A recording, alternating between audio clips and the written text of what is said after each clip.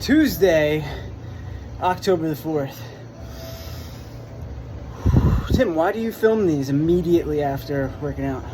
Because sometimes I have to like shower and coach real quick. But also, I think this is realistic. I want you to know what kind of work is gonna go into this workout of the day. It's Tuesday, so we're going long, right? This is a new cycle, but that part hasn't changed. If anything, we feel more of an obligation to give you more of a bang for your buck during these days because of the Wednesday stuff where we're gonna just kind of like work on skills and even have skills in the workout. So if you're really trying to get one of those skills, perfect it, work on progressions, and sometimes the Wednesday WODs are not gonna be full on intense, right? They're gonna be more like practice. So Tuesday, we're gonna have to go really hard, and that's what today is.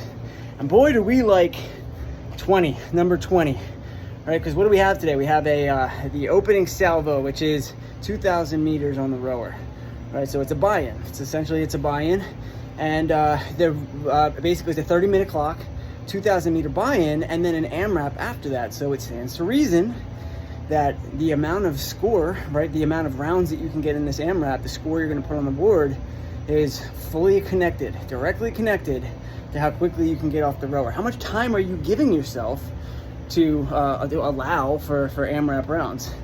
That's the question. So are you gonna have to row really hard? You're gonna have to row at a decent pace. Basically, you're gonna have to find a nice pace that you think you can sustain. I want you looking at the rower today, right? Look at the cals per hour. Look at the strokes per minute, right? Those are two metrics that are right in front of you that are letting you know, are you letting up on pace? Did you come out too hot?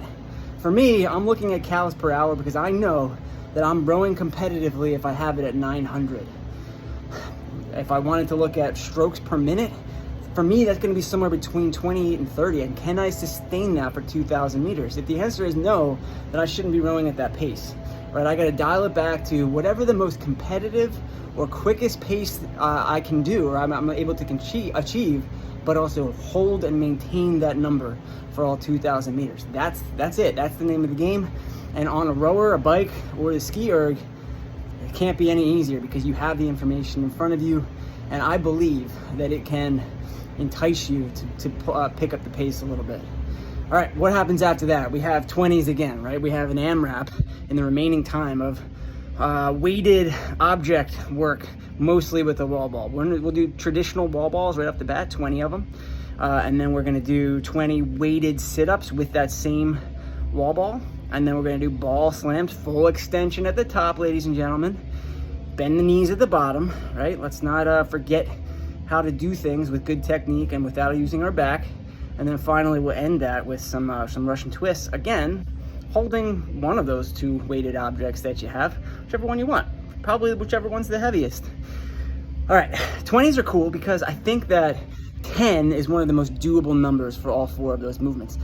I don't want to gloss over the fact that 20 is also a pretty unbroken, doable number for us as well, but it depends on how much time you have left. How long of a AMRAP is this going to be for you?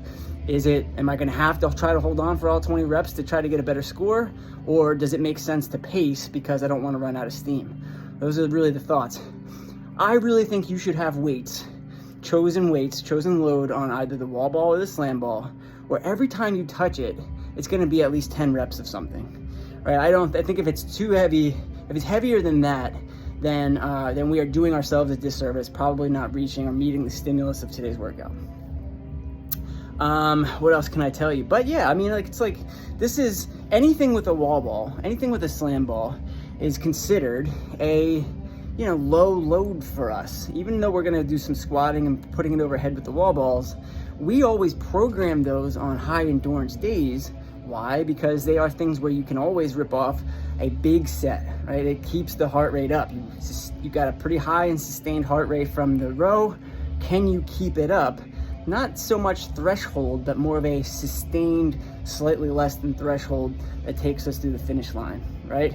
So wall balls should be able to get a set of 10, if not more. Weighted sit-ups, that's more of a steady pace type of thing. Remember to keep the ball close to you. Slam balls, same thing, sort of a steady pace thing. Make sure you're hitting full extension. If we're gonna rest for significant periods at all, it's gonna be between the movements, right? So if you're gonna drop anything for 10 reps, do 10 reps and then drop it, we expect that'll be a quick 5 to 10 second count before you get right back on it. In between the movements is where you can rest a little bit. All right, my score was 4 plus 32, and I think it's pretty competitive. I think it's a beatable score though. Hit me. All right, guys, good luck.